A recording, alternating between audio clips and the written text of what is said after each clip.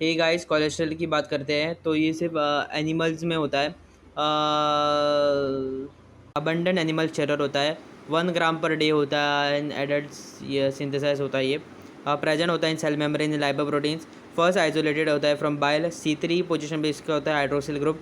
C5 6 पर double bond होता है। C17 पर 8 कार्बन एलिफेटिक चेन होती है और यहाँ पर 5 मिथाइल ग्रुप्स होते हैं। कोलेस्ट्रॉल और फैटी एसिड मिलकर कोलेस्ट्रॉल ईस्टर्स बना देते हैं। प्रॉपर्टीज एंड फंक्शन की बात करते हैं तो येलोविश क्रिस्टलाइन सॉलिड है। नॉच अपीयरेंस होता है इन माइक्रोस्कोप। इनसोल्यूबल होता है इन वाटर, सोल्यूबल होता है in organic solvents. Qualitative identification quantitative estimation में यूज़ होता है, जैसे कि Salkowski's test, Liebermann Burchard's test, Zak's test. Function and signification की बात करें तो सेल मेम्ब्रेन में कोलेस्ट्रॉल इनका मेन स्ट्रक्चरल कंपोनेंट होता है और मॉडलिंग इफेक्ट करता है in fluid state of membrane. Conduction of nerve insulating effect करता है non nerve fibres. Bile salts and bile acids के फॉर्मेशन में यूज़ होता है, जो कि इंपॉर्टेंट होते हैं for fat absorption. Steroid organism में जैसे कि ग्लूकोकॉर्टिकॉइड जो 21 कार्बन के से बने होते हैं, एंड्रोजन 19 कार्बन से बने होते हैं और एस्ट्रोजन जो 18 कार्बन से बने होते हैं। हिस्टरीफिकेशन यूज़ होता है, जैसे कि कोलेस्ट्रॉल का जो OH ग्रुप है यानी हाइड्रोक्सिल ग्रुप, वो फैटी एसिड से रिएक्ट करके कोलेस्ट्रॉल ईस्टर्स बना देता है। यहाँ पर क्या होता है, lecithin cholesterol acyl transfer enzyme use होता है। ये क्या होता है, PUFA मोइटी ट्रांसफर यहाँ होता है।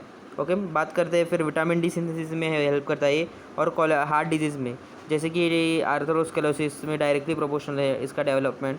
Heart attacks and cardiovascular attacks में, सॉरी एक्सीडेंट्स में।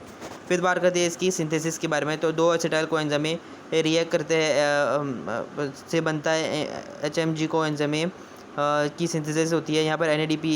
और उसके बाद HMG कोएंजाइम रिडक्ट से मेलानोनेट बन जाता है 6 कार्बन का। फिर क्या होता है, कार्बोक्सिलेशन आइसोमरेज से आइसोप्रीनोड यूनिट्स बन जाते हैं, जैसे कि IPP isopentyl pyrophosphate and DPP dimethyl allyl pyrophosphate. फिर उसके बाद बिल्डिंग ब्लॉक्स बन जाते हैं। फिर FEP के रिएक्ट करके, मतलब एक बीच में ये प्रोडक्ट फॉर्म होता है FEP फेरिसेल पायरोफॉस्फेट। इससे 6 यूनिट्स कंडेंस हो जाते हैं और स्क्विलिन बन जाता है 30 कार्बन।